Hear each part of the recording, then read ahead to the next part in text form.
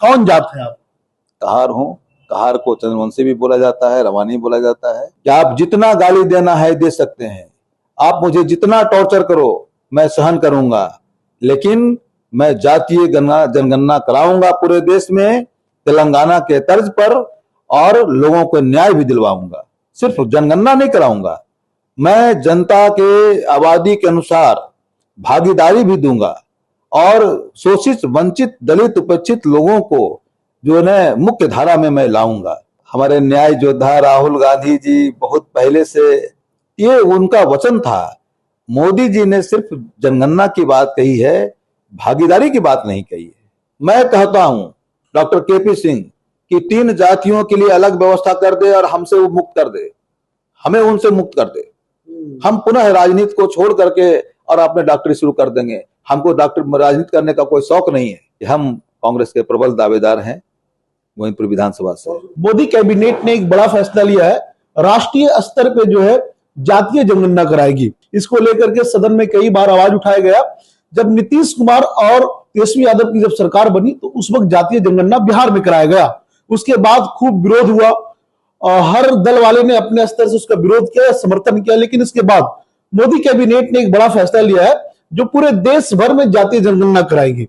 हमारे साथ इस मुद्दे पर चर्चा करने के लिए नवादा के जो है मशहूर हड्डी डॉक्टर केपी सिंह जी है, जो हाल ही में कांग्रेस भी ज्वाइन किए। इनसे हम इस मुद्दे पर चर्चा करेंगे। सबसे पहले हमारे चैनल पर स्वागत है। धन्यवाद। कौन जात है आप? मैं तो चंद्रवंशी हूँ, या जात मत पूछिए, जमात पूछिए, मैं मूल अति पिछड़ा समाज से आता हूँ। नहीं, ये बात अब केंद्र सरकार से पूछे कौन जाते हैं, क्योंकि केंद्र सरकार ने फैसला ले लिया है पूरे देश भर में जातीय जनगणना होगी। इस पे आप क्या सोचते हैं? इसलिए हमने पूछ लिया आपसे कि कौन जात है। तब तो मैं कहूंगा कि मैं कहार हूँ। कहार को चंद्रवंशी भी बोला जाता है, रवानी बोला जाता है। अगर उस पर आएंगे तो मैं यही कहूंगा, ये चंद्रवंशी या कहार जाति जो है मूल अति पिछड़ा जाति में आती है। हमारा जो वर्गीकरण हुआ है उसमें मूल शब्द नहीं है, लेकिन मैं मूल इसलिए लगा रहा हूं कि पिछले 10 साल पहले 2015 में नीतीश कुमार जी ने 3 सक्षम जातियों को BC2 से निकाल करके BC1 में कर दिया, और उसके वजह से हमारा जो अति पिछड़ा समाज है, जो कर्पूरी जी का जो है ना जो बनाया हुआ था, वो हाशिए पर चला गया। तो हाशिए पर चला गया और लगभग उसका आरक्षण शून्य हो गया। इसी आरक्षण के बचाने के लिए और अति पिछड़ा समाज को न्याय दिलाने के लिए हम राजनीति में आए, और हमने कर्पूरी जी के द्वारा तय वर्गीकरण को हमने मूल अति पिछड़ा समाज कहा। मोदी जी ने फैसला ले लिया है कि पूरे देश स्तर पे जो है जातीय जनगणना होगा, और मतलब होगा, तो इसको कैसे देखते हैं आप? मोदी जी जो आज कह रहे हैं कि हम जातीय जनगणना कराएंगे, तो ये तो हमारे न्याय योद्धा राहुल गांधी जी बहुत पहले से हर सभा में और संसद में भी आवाज उठाते रहे हैं। आपको याद होगा, अगर वीडियो देखे होंगे, तो उन्होंने कहा था कि आप जितना गाली देना है दे सकते हैं, आप मुझे जितना टॉर्चर करो मैं सहन करूंगा, लेकिन मैं जातीय जनगणना कराऊंगा पूरे देश में, तेलंगाना के तर्ज पर, और लोगों को न्याय भी दिलवाऊंगा। सिर्फ जनगणना नहीं कराऊंगा, मैं जनता के आबादी के अनुसार भागीदारी भी दूंगा और शोषित, वंचित, दलित, उपेक्षित लोगों को जो है मुख्य धारा में मैं लाऊंगा। ये उनका वचन था। मोदी जी ने सिर्फ जनगणना की बात कही है, भागीदारी की बात नहीं कही है। लेकिन इसके पहले जब जनगणना की बात होती थी, जातीय जनगणना की बात, तो बीजेपी समर्थक लोग कहते थे, बीजेपी के जो नेताओं कहते थे कि बटेंगे तो कटेंगे। अब वो जातीय जनगणना करवा रही है। राहुल गांधी जी का जनगणना के लिए इतना जो प्रेशर बनाए लोकसभा में और बाहर भी पूरे देश में, तो हर कीमत पर मोदी जी को झुकना ही था। और मोदी जी जनगणना करा रहे हैं तो माननीय राहुल गांधी जी के प्रेशर की वजह से करवा रहे हैं। तो अपने मन से नहीं करवा रहे, प्रेशर नहीं, वो प्रेशर फील कर रहे हैं। वो जो है ना, एक चूंकि जातीय जनगणना और सामाजिक माने राजनीतिक भागीदारी आज के समय में एक बहुत बड़ा मुद्दा हो गया है। और इस मुद्दे को भजाने में मोदी जी हर मुद्दे को भजाने में अव्वल हैं। तो राहुल जी के इस मुद्दे को भी उन्होंने जो है ना कि भजाने की कोशिश कर रहे हैं।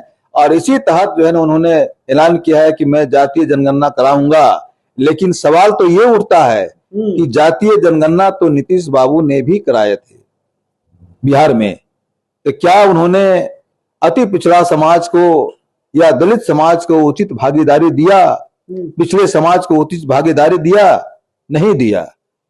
तो सिर्फ जो है ना कि हम जातीय जनगणना करा कर करके लोगों को संतुष्ट करते रहेंगे, उसकी तुष्टिकरण करते रहेंगे, लेकिन हकीकत में उसे कुछ देंगे नहीं, तो ये जातीय जनगणना की बात तो बेमानी हो जाएगी। राहुल जी ऐसा नहीं करते हैं। राहुल जी ने बिहार के प्रदेश के सर्वोच्च पद पर एक दलित को बिठा करके उन्होंने अपने कथनी और करनी में जो होता है एकता, उसको उन्होंने दिखा दिया। जातीय जनगणना तो बिहार में हुई, नीतीश कुमार जी ने करवाया, लेकिन उसका एग्जैक्ट आंकड़ा तो प्रकाशित नहीं किया गया। एग्जैक्ट आंकड़ा प्रकाशित नहीं किया गया और उसके ऊपर जो है ना उन्होंने कुछ जो है ना काम भी नहीं किया। सिर्फ जनगणना करा करके वो मौन हो गए। क्या इससे फायदा क्या हो जाएगा? उससे कोई फायदा नहीं हुआ। वही तो मैं कह रहा हूँ कि जो है ना, देखिए, वो अगर दिल में होता कि जनगणना करा करके हमको शोषित, वंचित, उपेक्षित समाज को भागीदारी देनी है, उसको मुख्य धारा में लाना है, उसको आगे बढ़ाना है, तब जो है ना उस पर कोई ठोस पहल करते। लेकिन वैसा तो उन्होंने किया ही नहीं। अगर आप जातीय जनगणना करवाते हैं तो अति पिछड़ा में जितनी भी जातियां था, अगर उसकी भागीदारी 30% है, मान के चला जाए एग्जाम्पल के तौर पे, तो उसको भागीदारी तो 30% मिलेगी, तब नहीं इसका फायदा होगा। ऐसे ही जनगणना करवा देने से क्या मतलब बनता है? यही तो मैं बात कहना चाहता हूं कि जब तक जो है ना कि उसकी भागीदारी सुनिश्चित नहीं करेंगे और ईमानदारी से उसका पालन नहीं करेंगे, तो जातीय जनगणना सिर्फ एक गणना मात्र होकर रह जाएगी। उसका फायदा समाज के माने जो उपेक्षित लोग हैं उसको नहीं मिल पाएगा। तो ये जो है ना बहुत जरूरी है। और हम एनडीए सरकार से ये उम्मीद नहीं करते हैं कि जातीय जनगणना करा करके और सामाजिक भागीदारी भी हमको देगी या उसको आगे बढ़ाएगी, क्योंकि उनका चरित्र वैसा नहीं रहा है। अगर वैसा चरित्र होता तो कभी भी विकास पुरुष कहे जाने वाले नीतीश कुमार 3 जातियों को जो सक्षम थे पैसे से, एजुकेशन से और मैंने सोशल स्टेटस से, वो कभी भी दलितों मैंने उपेक्षित वर्ग, अति पिछड़ा के साथ वो नहीं रखते। आज भी देख लीजिए हमारे लोग क्या करते हैं, जिनको जो सम्मिलित किया गया, वो जो है ना खेती में संबल है, पूरा जो है ना भरे पूरे हैं, वो बिजनेस में भरे पूरे हैं, साहूकार लोग हैं। आज देखिए जितने भी जो स्कूल जो है ना बने हुए हैं, आप यहाँ भी देखिए जितने धर्मशाला बना हुआ है, किस समाज का बना हुआ है? तेली समाज का बना हुआ है। हम किसी समाज का उपेक्षा नहीं कर रहे हैं, लेकिन हम सिर्फ सामाजिक न्याय की बात कर रहे हैं। वो भी हमारे बड़े भाई हैं, हम उनका भी सम्मान करते हैं। लेकिन मेरा ये कहना है कि 18% जो जननायक ने हमको दिया था आरक्षण, और उसमें जिन जातियों को रखा गया था, उसमें छेड़छाड़ नहीं करना चाहिए था। आपको देना था, आप चाहे जितना दे दीजिए, 10% दे दीजिए, 20% दे दीजिए। आपने ईडब्ल्यूएस को दे दिया, हमने कुछ कहा क्या? नहीं कहा। तो आप इन्हें भी दे देते, हम कुछ नहीं बोलते। आपके पास शक्ति थी, आप दे सकते थे। आपने BC1 को 25% कर दिया, हालांकि वो वैलिड नहीं हुआ, हाईकोर्ट ने निरस्त कर दिया, लेकिन आपने किया। तो उसी में आप 7% जो अति पिछड़ा को जोड़ करके उसको नहीं दे करके आप 7% वही 3 जातियों को दे देते, तो उनका भी भला होता और हमारा भी भला होता। आपने तो उनको भी भला नहीं किया और हमारा भी भला नहीं किया। अच्छा, एक सवाल ये है डॉक्टर साहब, बिहार में जो आंकड़े प्रकाशित हुए, जैसे आप चंद्रवंशी समाज से, तो जो आंकड़े प्रकाशित हुए, क्या उस सब सेटिस्फाइड हैं जितने आंकड़े बताए गए आपके? नहीं, वो उस आंकड़े से मैं सेटिस्फाइड नहीं हूं। वो आंकड़ा जो है ना वो सही नहीं किया गया है। वो जातियों की जो संख्या जो है ना कुछ जातियों की बहुत कम बताई गई है, और बताने के पीछे कारण यही था कि ये लोग जो है ना अगर इसका संख्या बता देंगे तो फिर आज न कल भागीदारी की बात करेंगे और फिर हमसे लड़ाई शुरू कर देंगे। तो ये जो है ना कि ये बिल्कुल जो है ना कि सही रूप से नहीं किया गया। लेकिन जो भी किया गया उस आंकड़े पर भी तो भागीदारी हम लोग को नहीं मिल रही है, उस पर भी तो भागीदारी मिले। हम तो लड़ रहे हैं मूल अति पिछड़ा समाज के लिए, हमको ना नेता बनना है, ना तो वो बने मुख्यमंत्री बनना है, ना तो ये और कुछ करना है। आज अगर नीतीश कुमार आपके चैनल के माध्यम से हम कहते हैं कि हमारे जो भाई बंधु जो एनडीए सरकार के मने जो पक्षधर हैं, मैं कहता हूं डॉक्टर केपी सिंह कि 3 जातियों के लिए अलग व्यवस्था कर दे और हमसे वो मुक्त कर दे, हमें उनसे मुक्त कर दे। हम पुनः राजनीति को छोड़ करके और अपने डॉक्टरी शुरू कर देंगे। हमको डॉक्टर राजनीति करने का कोई शौक नहीं है। चलिए, अभी एक वीडियो भी आपका वायरल हो रहा है जिसमें 125 मीटर लंबा तिरंगा जो है पटना लेकर गए थे।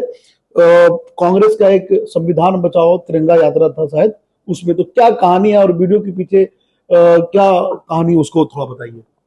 देखिए, वो जो है हमने एक वंदे मातरम पदयात्रा किया था 15 अगस्त को। उसमें 500 मीटर का तिरंगा झंडा था और लगभग 25,000 मूल अति पिछड़ा समाज के लोग इकट्ठा हुए थे। ये ऐतिहासिक पल था जिसे हम बार बार याद करते हैं और मुझे गर्व की अनुभूति होती है कि इतना बड़ा समूह हमारे साथ है। मूल अति पिछड़ा के लोग ही थे। मूल अति पिछड़ा के लोग थे, उतने सारे लोग, और उसमें दलित भाइयों का भी योगदान था। मूल अति पिछड़ा वर्ग था और साथ में दलित भाइयों का भी योगदान था। और ये जो संविधान बचाओ जो पदयात्रा हुआ, मैंने कांग्रेस द्वारा आयोजित किया गया सदाकत आश्रम से राजेंद्र बाबू के जो है ना तक जो है ना समाधि स्थल तक तो है ना, तो वहां पर भी 125 मीटर का जो है ना तिरंगा हमने उस जो है कि ढोया, वहां पर फहराया। और वो तिरंगे को ढोने वाले हमारे जो है ना मूल अति पिछड़ा समाज के लोग और दलित लोग थे जो नवादा से गए थे और लोकल वहां भी कहीं कहीं लोग से आए थे। आप अति पिछड़ों का जिक्र करते हैं, चर्चाएं तो आपके बारे में भी है कि गोविंदपुर विधानसभा से चुनाव लड़ेंगे और जिक्र सिर्फ अति पिछड़ा की करते हैं। अगर यही जिक्र करते रहे और गोविंदपुर से चुनाव लड़े तो क्या स्वर्ण समाज के लोग आपको वोट करेंगे? क्योंकि चर्चा तो सिर्फ अति पिछड़ा की करते हैं आप। देखिए, एक बात मैं गर्व से कहता हूं कि मैं बेसिकली एक ईमानदार आदमी हूं, और जो हमारे अगली जाति के भाई हैं चाहे जैसे भी हो, वो ईमानदार आदमी को पसंद करेंगे। और मुझे बहुतों लोगों ने अपना खुला समर्थन दिया है और अपना प्रेम जताया है, और उन्होंने कहा है कि बहुत दिन के बाद एक पढ़ा लिखा सुलझा हुआ आदमी जो है न बिना लोभ के हमारे विधानसभा में आ रहे हैं, तो मैं उनका समर्थन करता हूं या करूंगा। पराजय है, डॉक्टर साहब आइए, हम आपके साथ हैं। तो हमारे जो अगली जाति के जो लोग हैं तो वो तो पारखी लोग हैं, वो परख रहे हैं हमें, और उनकी परख में अभी जितने भी कैंडिडेट है मेरा ग्राफ सबसे ऊपर है। ऐसा मैं नहीं कहता हूं, फील्ड से जो लोग आते हैं उस समाज के लोग आते हैं, स्वर्ण समाज के लोग वो जो आते हैं वही बोलते हैं। तो मैं उनका शुक्रिया अदा करता हूं और उनके प्रति आभार जताता हूं, अपने सवर्ण भाइयों के प्रति भी जो हमारे प्रति एक अच्छी माने आस्था रखते हैं, एक अच्छा विचार रखते हैं और हमें सहयोग की बात ये हो रहा है कि ठीक है वो चाहते ग्राफ ऊंचा है, लेकिन सवाल ये होता है कि गोविंदपुर तो भाई अभी आरजेडी के खाते में, अब कांग्रेस ज्वाइन कर ली है, तो कांग्रेस का सीट बनेगा, अगर बनेगा तो क्या केपी सिंह को टिकट मिलेगा वहां से? सवाल ये खड़ा होता है। यदि अगर कांग्रेस का सीट बना तो निश्चित जानिए कि वो केपी सिंह को ही मिलेगा, क्योंकि जो है ना पढ़े लिखे समझदार और ईमानदार लोगों की तलाश कांग्रेस कर रही है और सभी जगह जो है ना अच्छे कैंडिडेट का चयन किया जा रहा है। बाहुबलियों का जो इसमें जो है वो कहीं कोई जगह नहीं रह गई है कांग्रेस में। तो कांग्रेस जो है ना एक साफ सुथरी छवि लेकर के आने वाले लोगों का कद्र कर रही है, और उसमें जो है ना कि उस पंक्ति में हम भी खड़े हैं। तो आपने देखा होगा कि कृष्ण मेमोरियल हॉल में जिस तरह से माननीय राहुल गांधी जी ने हमारा माने जो है कि नाम लिया प्यार से, तो उस प्यार के भाषा को हम आप समझ सकते हैं और हम भी समझ सकते हैं और बिहार की जनता भी समझ सकती है।